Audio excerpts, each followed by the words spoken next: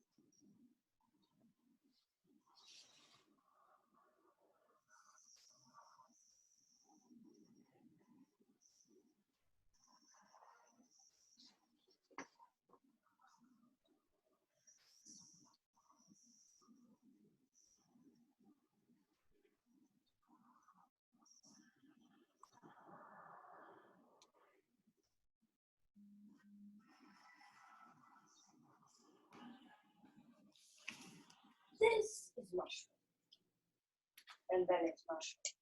Huh? Even though you don't even know how much it's like.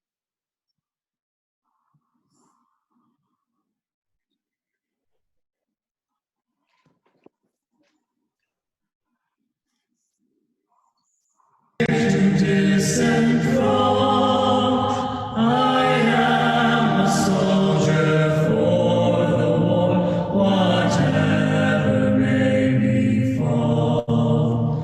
I am an abolitionist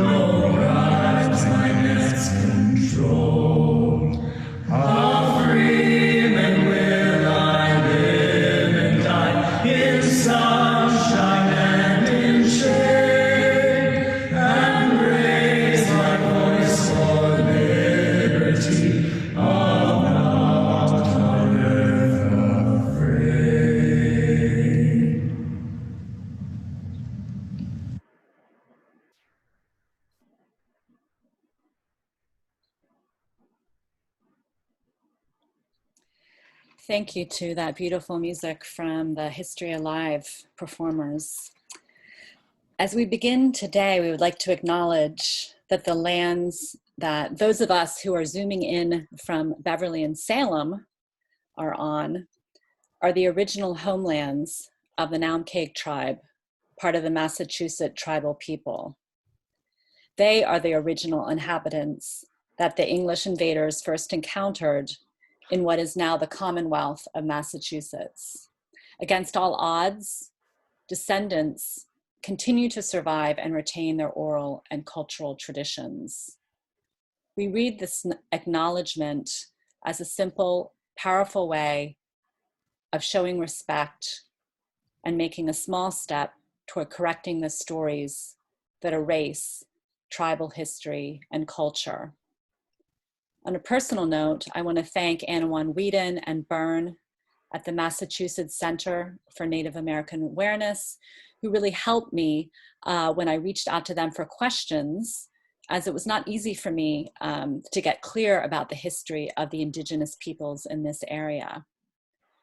So this difficulty means that this land acknowledgement statement is also an invitation. It's an invitation for all of us to ask, why does this history remain hidden? And what can I do in light of what I'm learning? So for those of you who don't know me, my name is Lauren Bartold, and I'm with the Heathmere Center for Cultural Engagement as one of today's co-sponsors and one of the members of the Race Amity Day planning team who are excited to welcome you all here.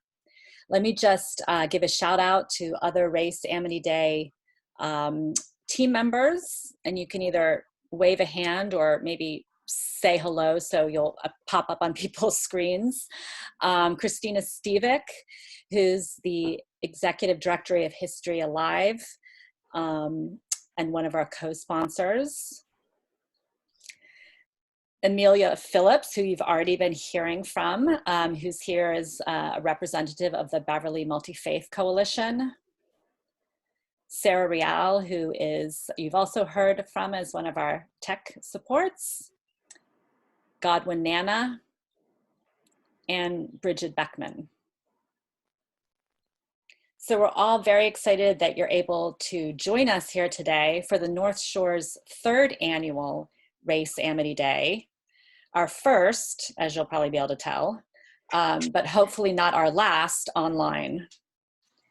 Race Amity Day, as we'll be hearing, is a recognition of the powerful and loving interracial friendships of the past, present, and future that are so crucial for bringing about justice. And while our day focuses on friendship across difference, this is not to deny the institutionalized white supremacy that endures. Policies and institutions, though, can only be changed when we work together, which is why we gather today. With this in mind, we now like to read the statement that 5 of us on the committee wrote and posted on our Facebook page on May 31st, acknowledging what it means to, quote unquote, celebrate Race Amity Day in the fraught times that we are holding this event in.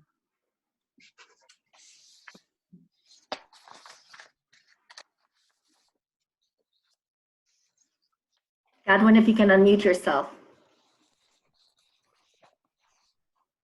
All right, thank you. In the last 2 weeks, we have seen intense anger on the streets of our major cities.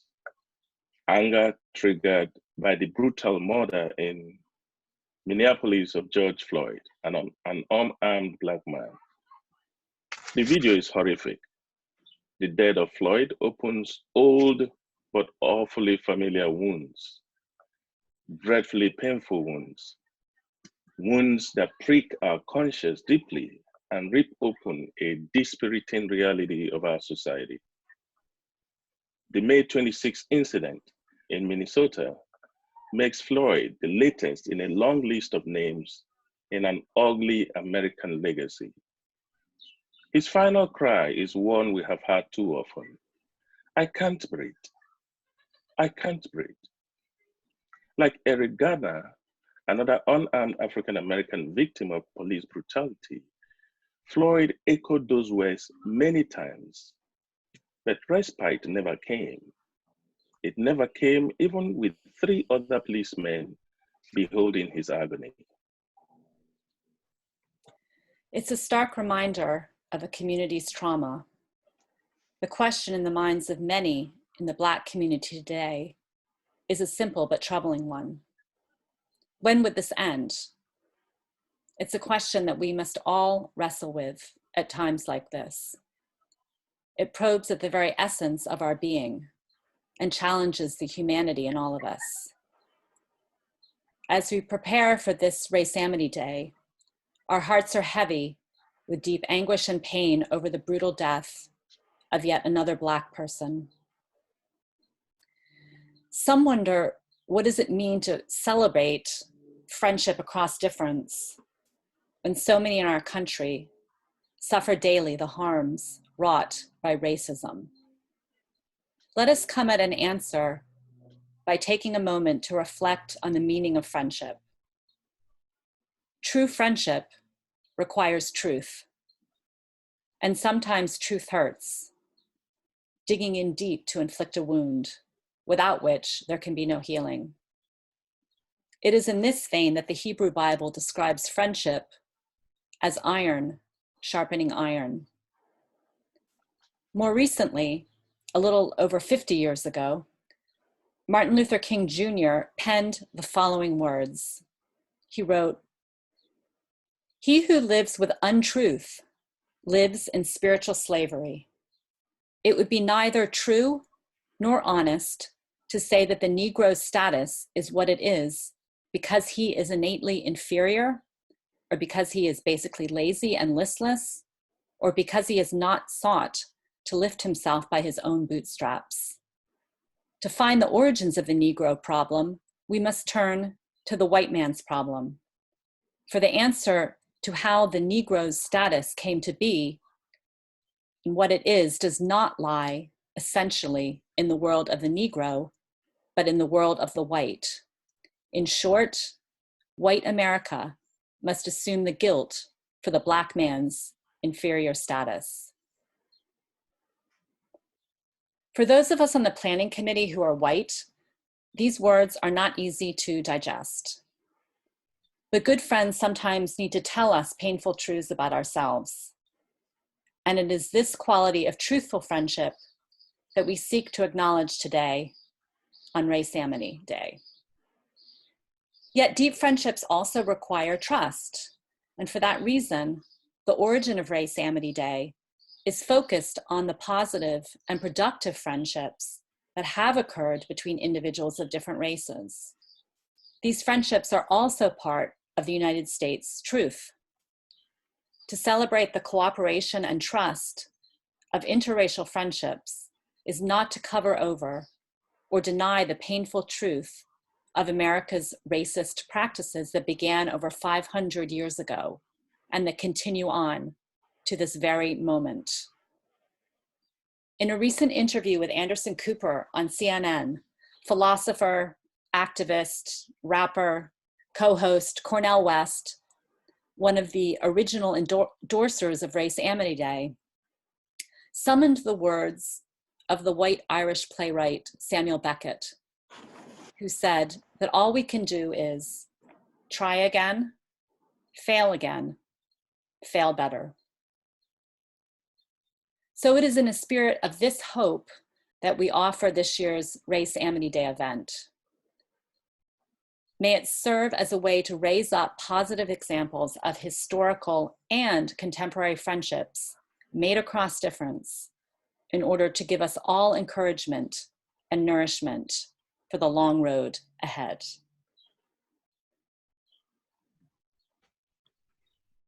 Thank you, Godwin, and thank you, Lauren. It's my honor to introduce the mayor of the city of Salem, Mayor Kim Driscoll, who will read the Race Amity Day proclamation to us. Mayor Driscoll. Thank you, Christina. And it's a pleasure to be with all of you this afternoon. I don't think there's a more important time for these discussions to take place. Let me get to it. A proclamation.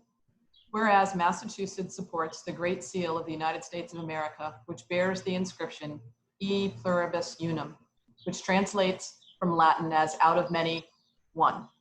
And whereas the greatest asset of the Commonwealth of Massachusetts is its people, and whereas the Commonwealth of Massachusetts is comprised of multicultural, multi-ethnic, and multiracial citizens, and whereas friendship, collegiality, civility, respect, and kindness are commonly shared ideals of the collective citizenry of the Commonwealth.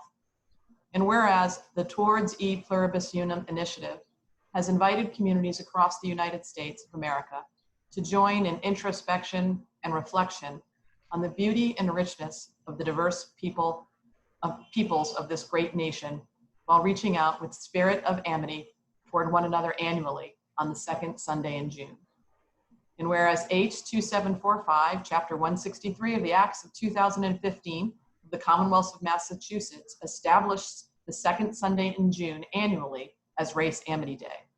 Now therefore, I, Charles Baker, Governor of the Commonwealth of Massachusetts, do hereby proclaim June 14th, 2020 to be Race Amity Day, and urge all the citizens of the Commonwealth to take cognizance of this event and participate fittingly in its observance. Signed, His Excellency Charles D. Baker and Karen E. Polito, Governor and Lieutenant Governor of the Commonwealth. Thank you so much, Mayor Driscoll, for being here today and for showing your personal and official support for the importance of Race Amity Day. We appreciate it.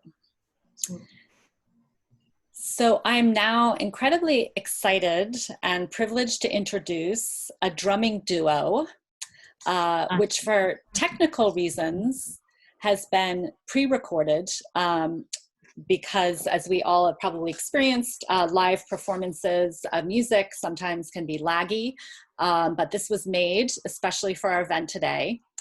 And the main drummer is Joe Camara, who was born in Mali. From the age of 5, he was trained in music and dance by his mother. Joe has toured with numerous companies throughout West Africa, presenting in hundreds of shows. He was chief choreographer for 2 of the most renowned and competitive companies in the world of West African dance and drumming. Joe came to the US in '95 and since then has taught and presented his work at universities across the country. Too many, in fact, for me to name here today. So I'll just include a couple of the local ones: Brown, Brandeis, Harvard, Berklee School of Music, and Boston University. He currently teaches in numerous Boston public schools, as well as many other public and private schools and community centers, and including he teaches dance and drumming classes at BU and Harvard.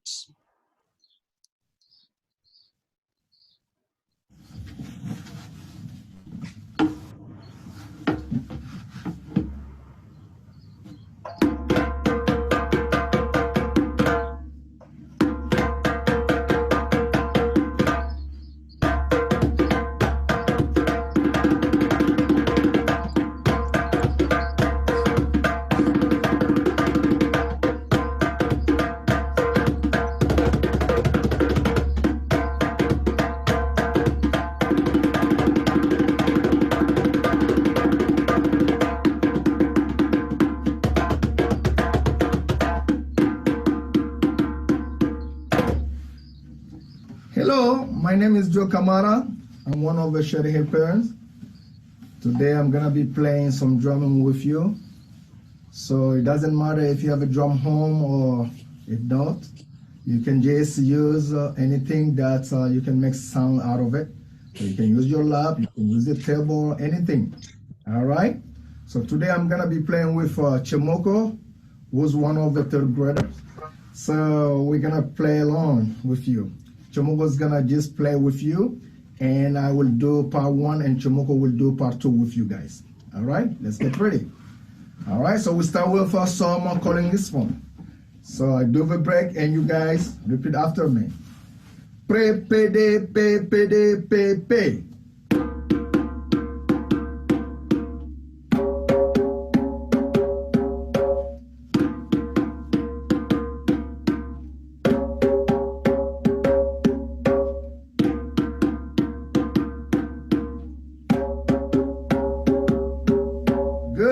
So that's the call. All right, and from there we go to the groove. We just go boom, boom, pede, pede.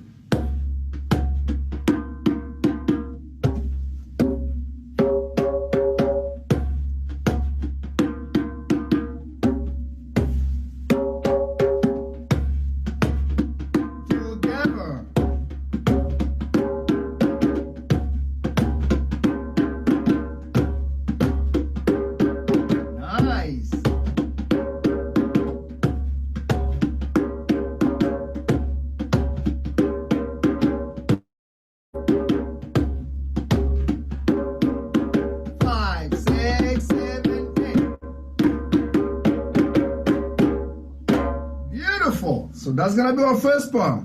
Now the second part has some switching hands, so you have to alternate so you can put yourself in balance. All right, so the sentence is pede, pede, boom, pede, be, boom. All right, pede, pede, boom, pede, be, boom. There you go.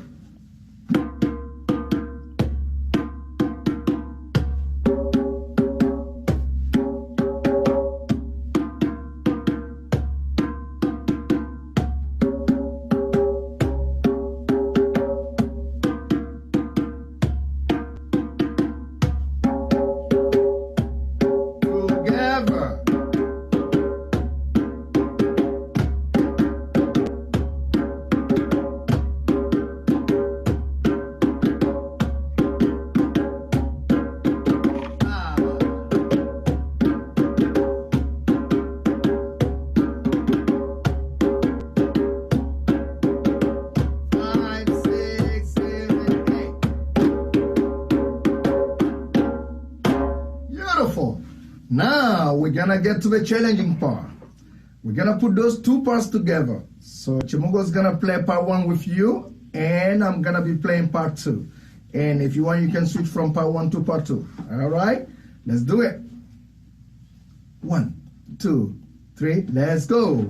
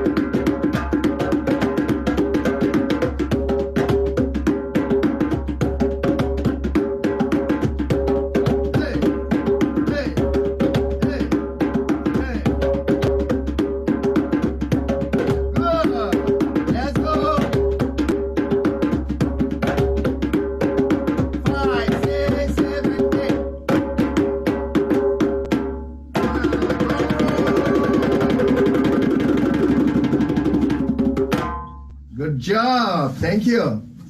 Woo. I moved to definitely turn my sound off then because I listened to this previously and I could not drum along, so didn't want that to be on recording. But great appreciation to John Camara and his 3rd grade son, Chimoko. Please check out their website, which is going to be listed on our resources on our Facebook page, which also includes a YouTube link to his performance at the Shalin Liu Center in Rockport. So I'm going to go ahead and do a very brief introduction to Race Amity Day. We've heard the proclamation read by the mayor, Mayor Driscoll. Thank you so much, Mayor, once again for being with us. Just very briefly, Race Amity Day is designated as the 2nd Sunday of the month of June. And this is per the Race Amity Day bill that was passed by the Massachusetts legislature at the end of 2015. And signed into law by Governor Baker in February of 2016. So you'll see on the right, the ceremony at the State House with Governor Baker to your right, and Smitty, or Professor William Smith, who prefers informally to be called Smitty, who's the executive director of the National Center for Race Amity, who has spearheaded this Race Amity movement in so many ways.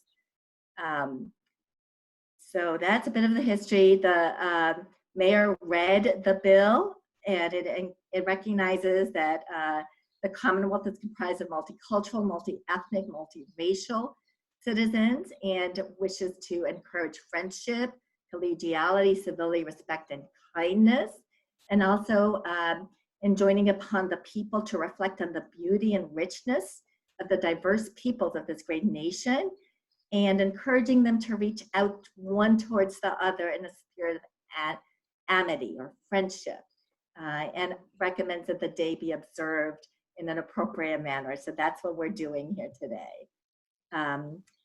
Just a little bit about the National Center for Race Amity. Please visit their website. It was founded in 2010. It's centered at Wheelock College, directed by Dr. William Smitty Smith, who you saw in the former slide. And it holds a bunch of forums and initiatives meant to advance cross-racial and cross-cultural amity, and that impacts the public discourse on race.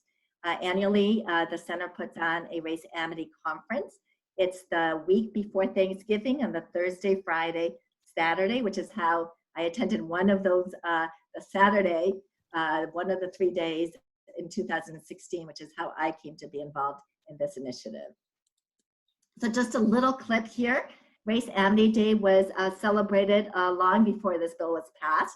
This is from a Boston celebration in 2014. You'll hear Smitty talking about the importance of human relationships and the need for friendships across difference as the basis for moving forward and making true lasting progress. Oh, I'm sorry. Try that again.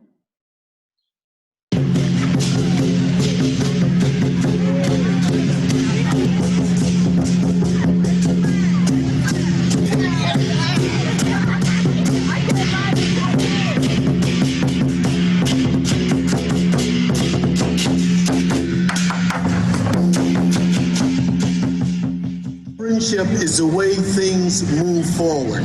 In our society, there are two groups that we love. We love our families, don't we? Don't you love your family? Yeah, you love your family. And after your family, who do you love? You love your friends, right? So to the extent that we can create friendships across racial and cultural lines is to the extent that we bring people together for a long, long time, something that's enduring.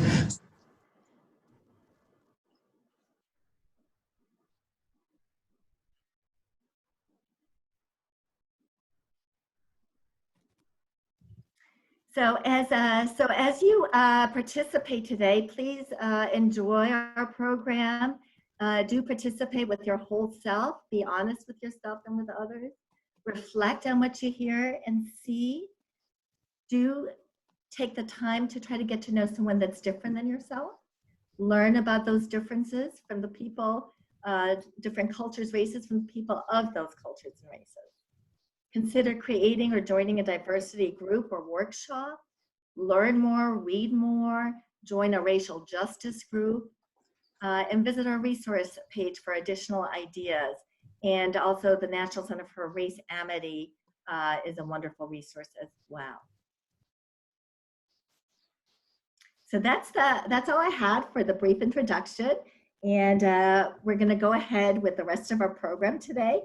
So we're very excited to offer this art exhibition. This year we wanted our theme to be friendship across difference. And we invited young people, and those young at heart, to submit original work along this theme. So we're gonna share some of that work with you today.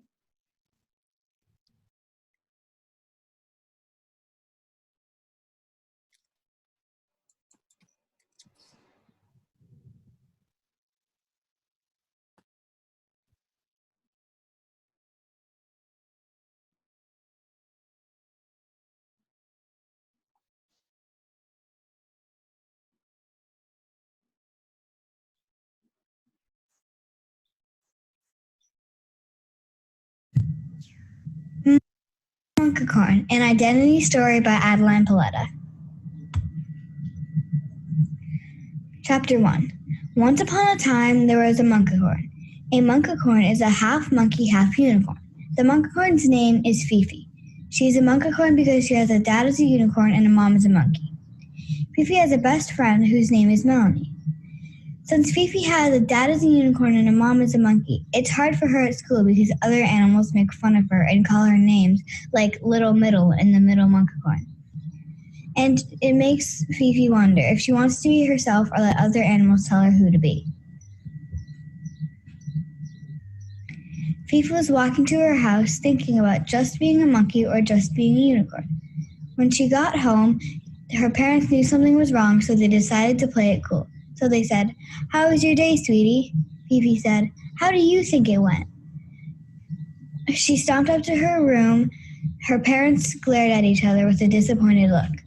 When Fifi got into her room, she slammed the door closed. She flopped on her bed face first. Her parents walked upstairs and knocked on Fifi's room door and said, "Can we come in?" Chapter 2. Her parents came in her room even though Fifi didn't say they could come in. Her parents said, "What's wrong, Fifi?" Fifi said, "Well, the other animals at school are making fun of me because I have a dad as a unicorn and a mom as a monkey." "Well, that's what makes you unique," her parents said. Fifi interrupted. "Well, yeah, but..." Her parents interrupted. "Think about it, Fifi." Fifi went to sleep, and in the morning while she was walking to school, she was thinking about what her parents had said. When she got to school, Fifi, her friend Melanie, was waiting for her on the buddy bench. When they went into their school, the Tiger Squad was saying, "Oh, look, it's Little Middle." Melanie stood up for Fifi and said, "Hey, don't talk to Fifi that way." And then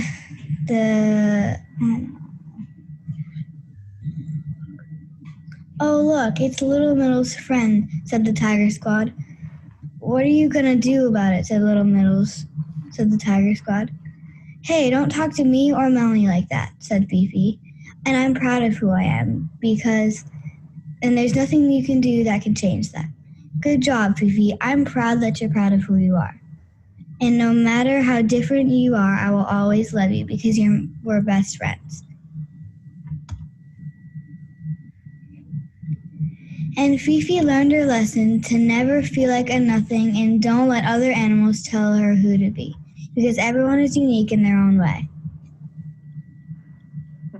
The end.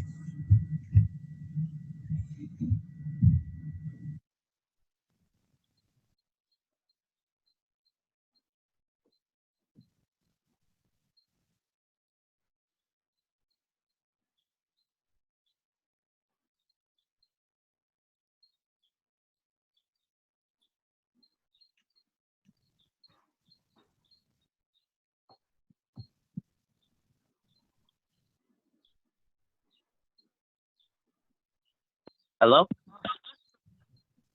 Hello?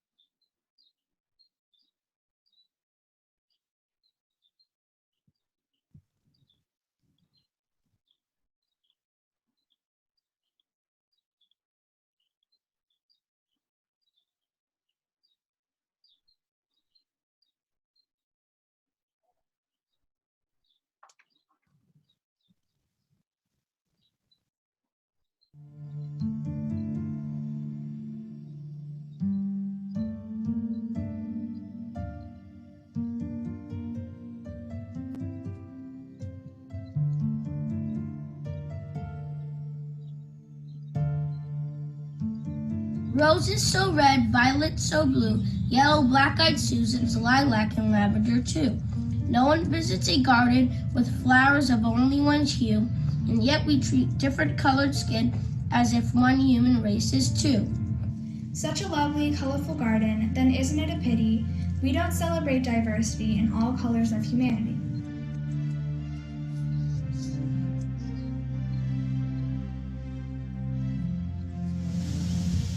Snow-capped Rocky Mountains, hills of forest green, deserts like a painted rose, the plains wide open sea.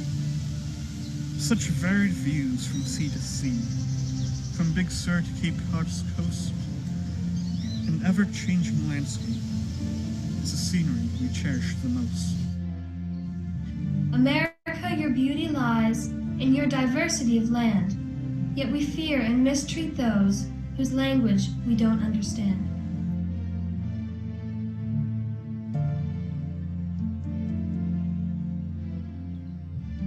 A chord of many different notes is pleasing to the ear. A choir of many voices is most pleasurable to hear. A symphony of many instruments creates harmonies so clear. So when discussing different views, seek harmony instead of fear. Music of a single note is not really music at all. If you think only your thinking is right, well, your thinking is really quite small.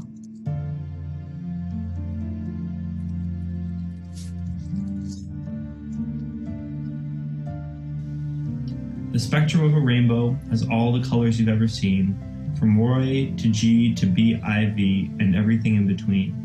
How sad to think that violet and red are better than yellow or green, or that the only orientation or gender is king or queen. The rainbow is a heavenly sign sent from God above as a symbol of his covenant and its great commandment to love.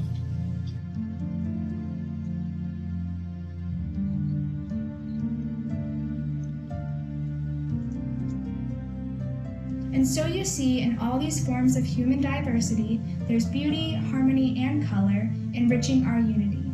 There's more delight in difference, more wonder in variety, more chance to cherish every example of human individuality.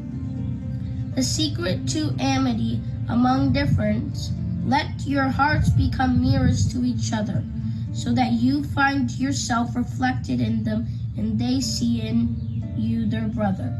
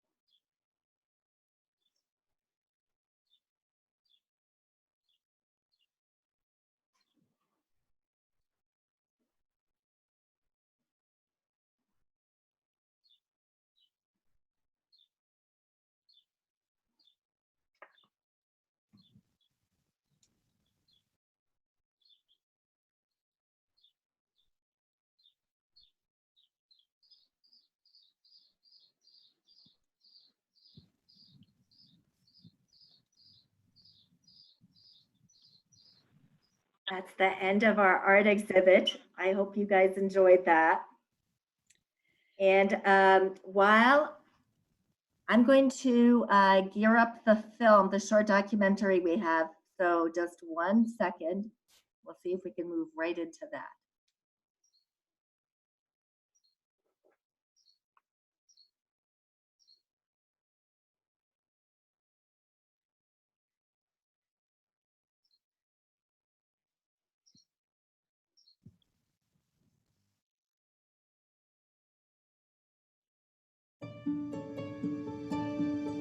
This is an introduction to Race Amity.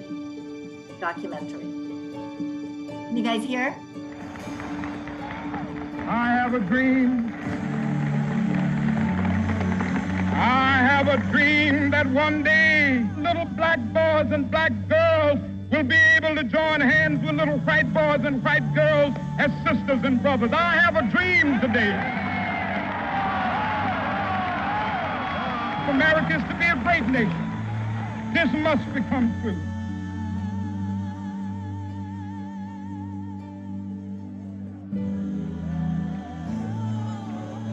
Martin Luther King's March on Washington marked a revolutionary moment in America's long struggle towards racial equality. The seeds of this movement were planted centuries earlier, when America was just forming as a nation. There have been people all over the country, all through history, who have been able to envision a different kind of society. We know about the tradition of racism, and it's important that we study the tradition of racism.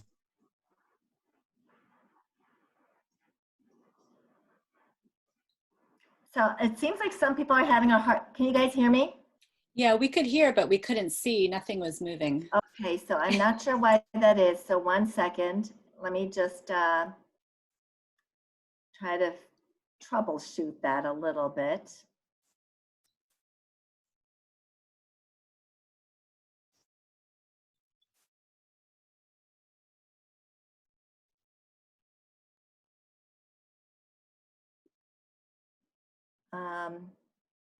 I'm going to try it again. Just someone let me know if you're not seeing it.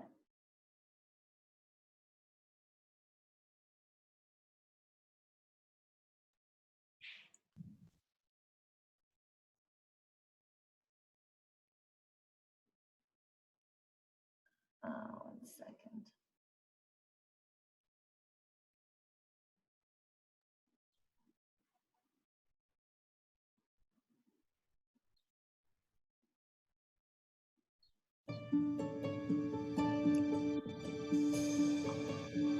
Is that better? Yes. Thank you. I have a dream. I have a dream that one day little black boys and black girls will be able to join hands with little white boys and white girls as sisters and brothers. I have a dream today.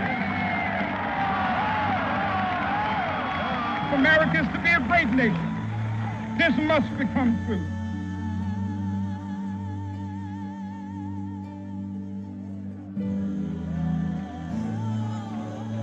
Martin Luther King's March on Washington marked a revolutionary moment in America's long struggle towards racial equality. The seeds of this movement were planted centuries earlier, when America was just forming as a nation. There have been people all over the country, all through history, who have been able to envision a different kind of society. We know about the tradition of racism, and it's important that we study the tradition of racism.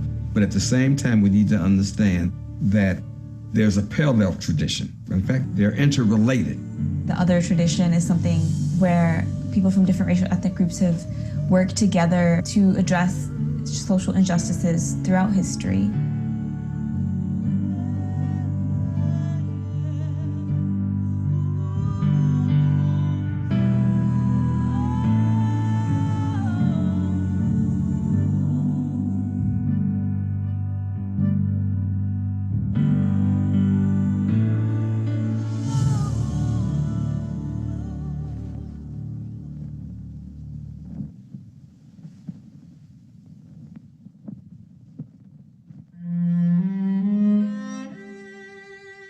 This other tradition began as far back as 1688, when the Quakers of Germantown, Pennsylvania, had a crisis of conscience.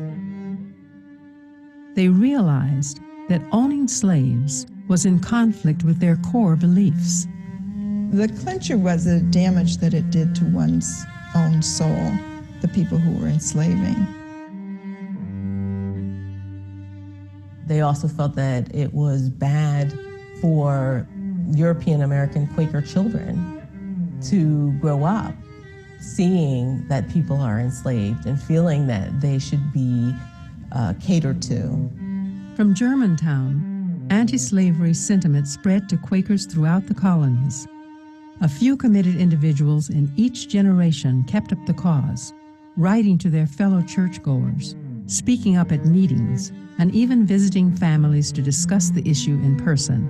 Around 1776, Quakers, as a religious society, said you could not be a Quaker and enslave a person of African descent. The rest of the country continued the practice of slavery for nearly another century. In the meantime, Americans of various backgrounds carried on the other tradition. In 1830, some 40 black freemen formed a Negro Convention. They met in secret at the country's first African Methodist Episcopal Church, located in Philadelphia. There they formulated a plan to help their enslaved brethren migrate north. They began to appreciate not only the importance of working together to elevate their brethren, but also working with other people. And when they get the assistance of the Friends, the Quakers, and Jewish rabbis, we see the emergence of an underground railroad and an abolitionist movement that is really productive in legislation even. It took full-scale war for the United States to finally end slavery. But this conflict brought about unprecedented collaboration. With race relations in the United States, the more obvious the crisis, the more cooperation you see among the races. This is a Union Army with men of African descent and men of European descent and Native Americans who work to preserve the Union, who fight to preserve the Union, to end the tyranny of slavery. If it were not for cooperation, the Union Army could not have won. In the late 1800s, interracial cooperation became possible at the level of government. New amendments to the Constitution allowed black men the right to vote and run for office. And you had a period of time where you had blacks being elected to Southern legislatures. Keep in mind that blacks and whites in the South had never interacted outside of the context of slavery. So all of a sudden they're in this period where they're experimenting, you see, with a multiracial or an interracial democracy. It lasted for a very short period of time before it began to collapse. A generation later, racial tensions flared across the country once again. Soldiers returning from war in the European theater were at the center of a conflict playing out in America's streets. Both black and white veterans expected a hero's welcome when they returned from the First World War. But instead, they found they were competing for jobs and housing. Never before had white men competed with black men for the basic necessities of life.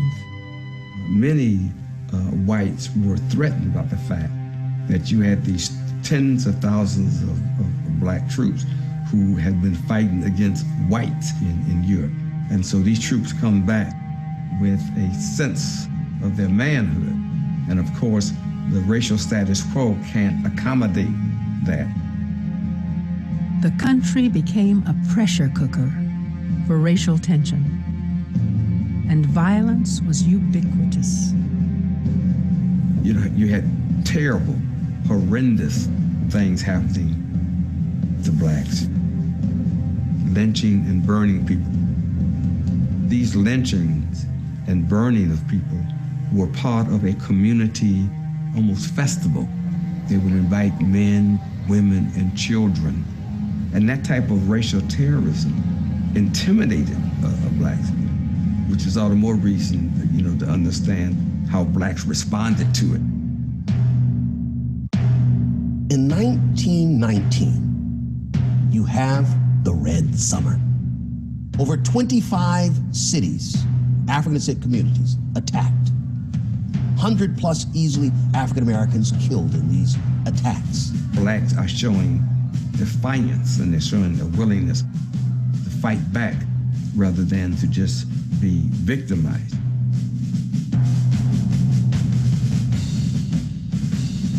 Amidst all the anger, the violence, and the chaos, the other tradition responded. Perhaps the most widely known approach was the Commission on Interracial Cooperation, founded by two white Southerners. In each town, there was a local committee that was composed of black leaders and white leaders who were supposed to work together and head off problems before they became violent. Alongside these efforts, an entirely new way of approaching the problem emerged and became its own kind of movement: the Race Amity Conventions. Amor, love. Often love is thought of as like an emotion, whereas amity really makes it like a verb. You know, you really have to create this amity here. This unique approach said that separate but equal societies were not enough. Fighting for the right to vote, fair housing, and access to education was not enough. Instead, amity called for people of different ethnic backgrounds to form friendships and relate to each other as one human family. Not emphasizing political agitation, not emphasizing economic justice per se, but creating spaces in which black people and white people could be themselves together, safely, could get to know each other deeply. Some people look at it and say, okay, love, friendship, and all of that, that's nice and, fluffy. But it doesn't get to the social and structural roots of the problem. But if you look at amity as a way of creating qualitatively different relationship amongst people that will lead them to want to change the status quo, then it becomes a necessary precondition. Race Amity Conventions were envisioned by a spiritual leader living in the Middle East. Abdu'l-Baha was the son of the founder of the Baha'i Faith, a religion whose central principle is the oneness of mankind. He had traveled to the United States in 1912 and studied the situation of racial strife from afar for many years. It was very clear to him that America had just recently undergone massive influxes of people of diverse backgrounds together with the indigenous population here. So it was a very unique opportunity to demonstrate to the world the efficacy of the principle, the oneness of humankind. He described the whites as pearls and the blacks as sapphires. So he created a lexicon of interracial appreciation.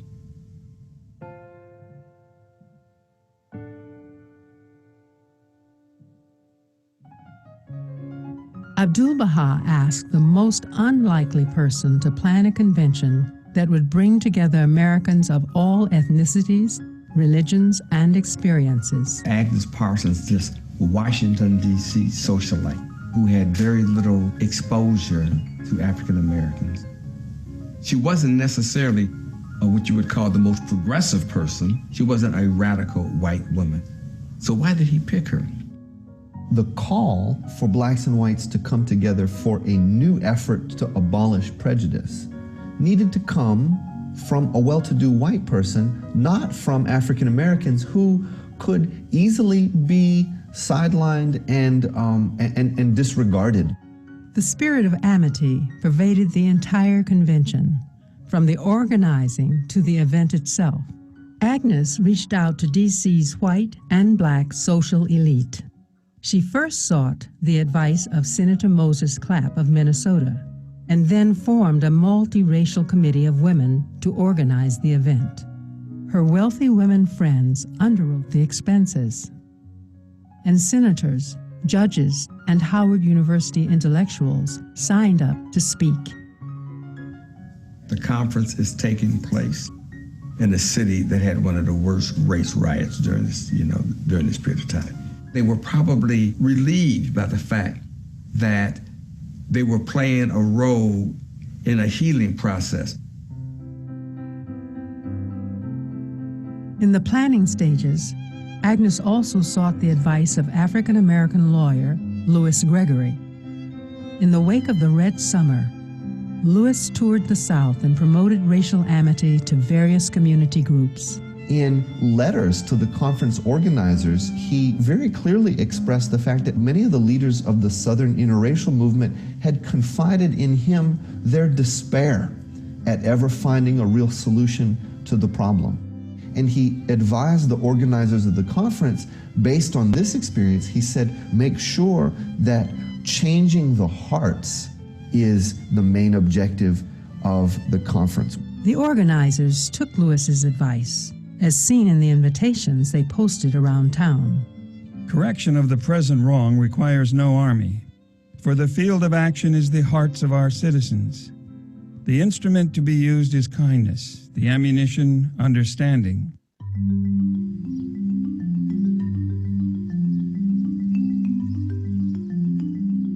On May 18, 1921, a small crowd descended upon the First Congregational Church in Washington, one of few venues that would allow an integrated meeting. From the pulpit, the brightest lights of the day in art, philosophy, and government offered their ideas on how to overcome prejudice. You had Alain Locke, who would soon become the first African-American Rhodes Scholar who was there. And then you had the grandson of Fred Douglass who was there. The Howard University Chorus sang traditional hymns and spirituals. And Coralie Cook, a well-known member of the Washington, D.C. School Board, gave an address called Negro Poets. Over the course of 3 days, this convention drew thousands of people and garnered solid press. It is difficult to trace the effects of this first Race Amity Convention. People have not systematically studied it to the extent that it needs to be studied. How do you measure sentiment? How do we measure the influence of ideas on people? In the decades that followed this convention, more of its kind sprang up in Massachusetts, New York, Chicago, and Los Angeles.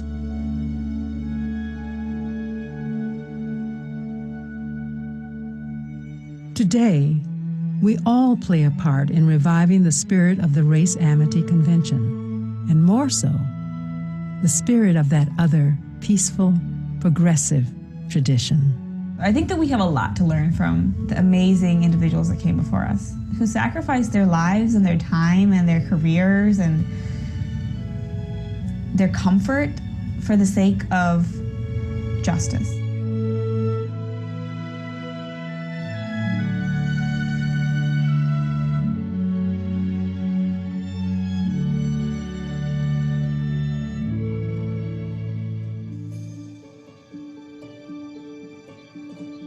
Amity is friendship. Amity brings us together. Join us in amity. You know, I think today more than ever, there are many different ethnicities, cultures, races that live together but not really together in America. One thing I can do for Race Amity is not stay isolated in my own little world. One thing I can do about Race Amity is be willing and open to engage in new experiences.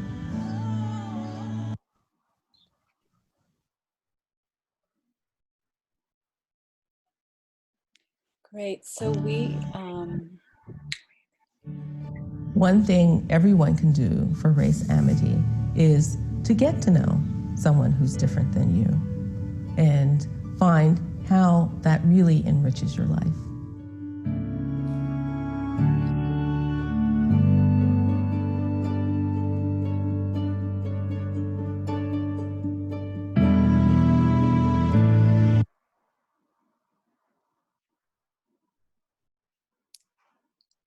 Great. So we are just gonna, Eche, I know you can hear us. I think I just unmuted you. Can you speak? No, I didn't unmute you.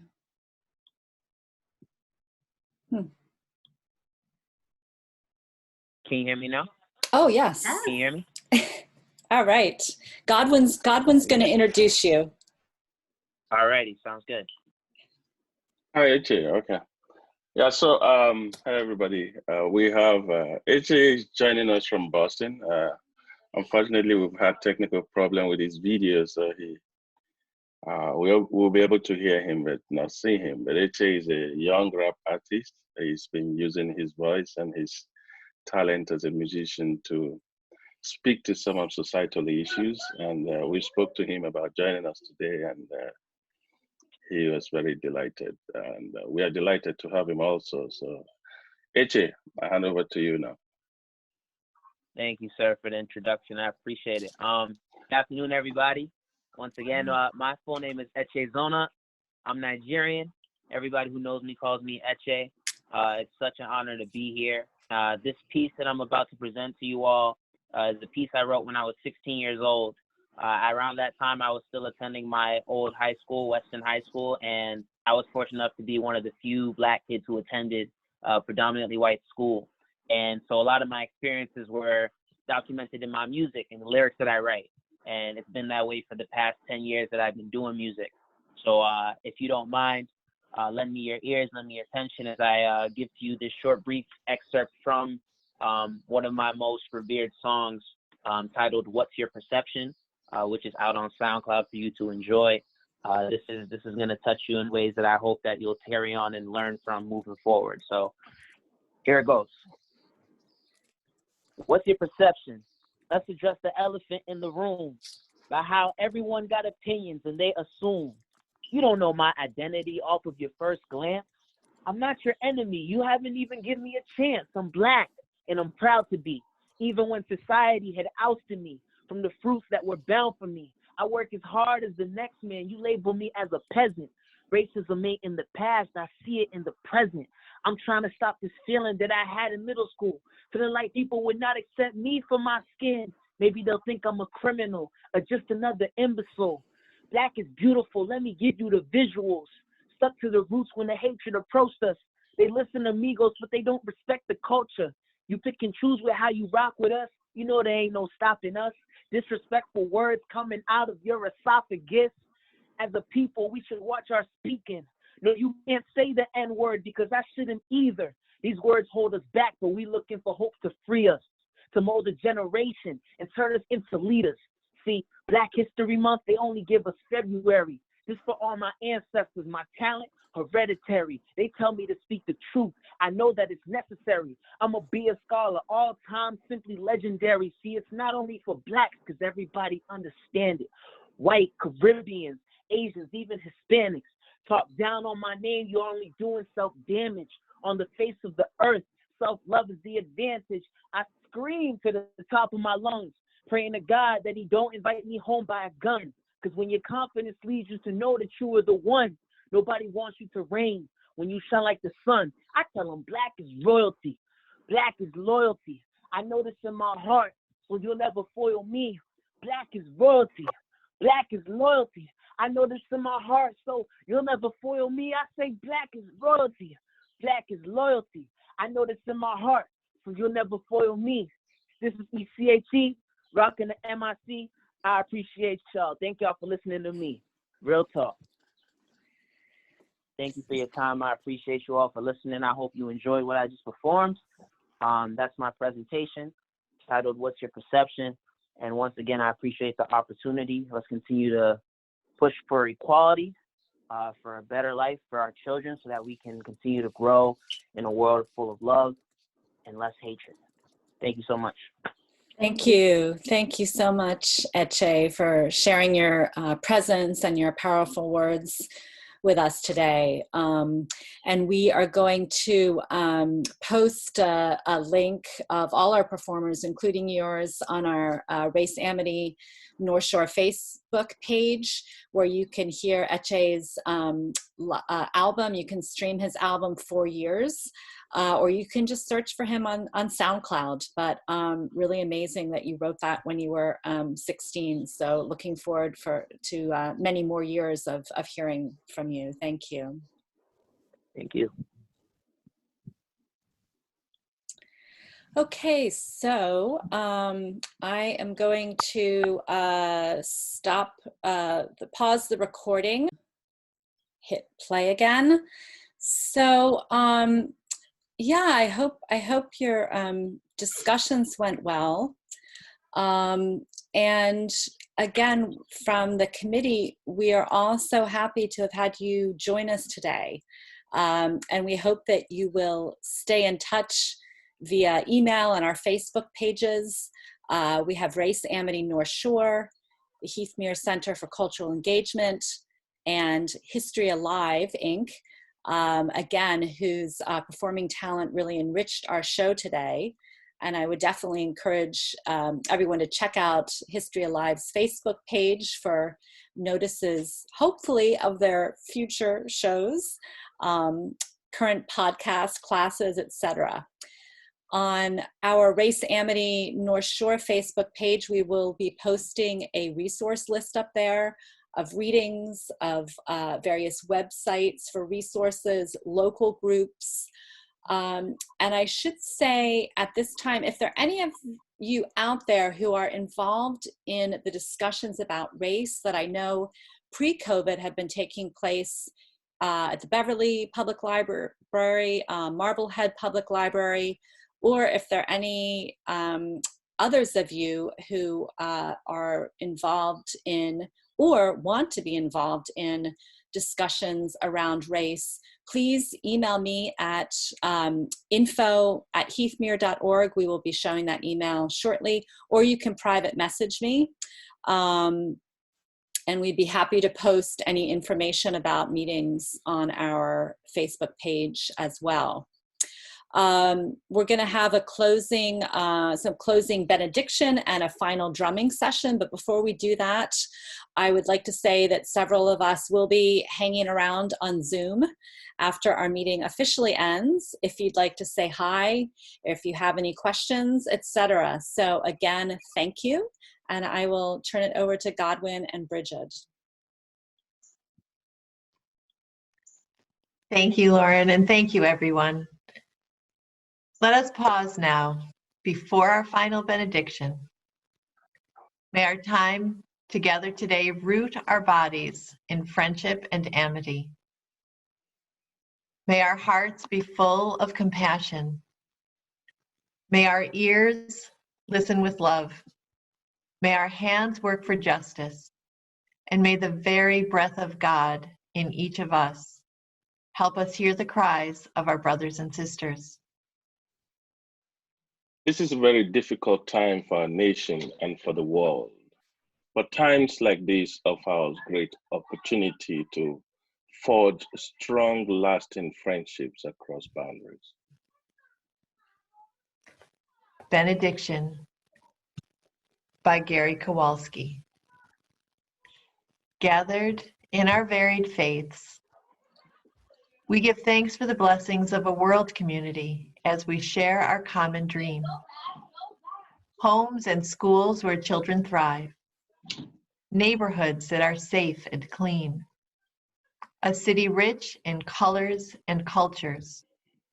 An economy where no one is expendable. A beloved community where rich and poor alike have access to the opportunities of a dignified and productive life. Churches, mosques, synagogues, and temples, where our deepest hope is to be of service to a hurting world. Enable us as we leave this place to carry forth this prayer into the coming week, turning our thoughts towards charity, our hearts towards justice, and our hands towards the work of peace. Shalom. Shalom and amen.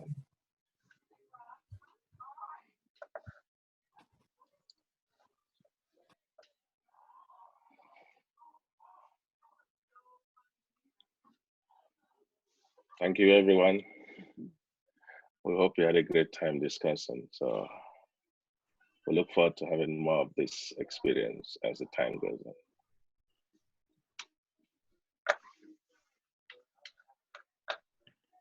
Thank you. Thank you very much. Lauren, did you want to, on behalf of the Race Amity Committee, the Beverly Multi-Faith Coalition, Heathmore Center, and History Alive, we'd like to thank National Center for Race Amity, all of our participants, Paula Bassetti, Beverly High School, Gabrielle Montevecchi, principal of Hannah Elementary School, History Alive, their performers and singers, Eche, Joe Camara and his son for the amazing drumming, Stephen Crow, who helped us so much with publicity this year, Denzel Mohammed and the Immigrant Learning Center, Essex National Heritage Commission, Salem Maritime National Historic Society, and of course, Mayor Kim Driscoll. Thank you all. So as you leave here today, please continue to reflect on what you've heard, make friends, learn, think about what you can do. I'm going to end with some drumming and then I'm going to leave it open for any questions.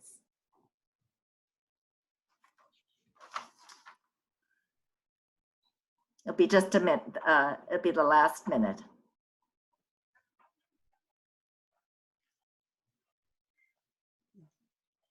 Need the sound. Oh, no sound? Yeah. Can you hear? No. No? Sorry.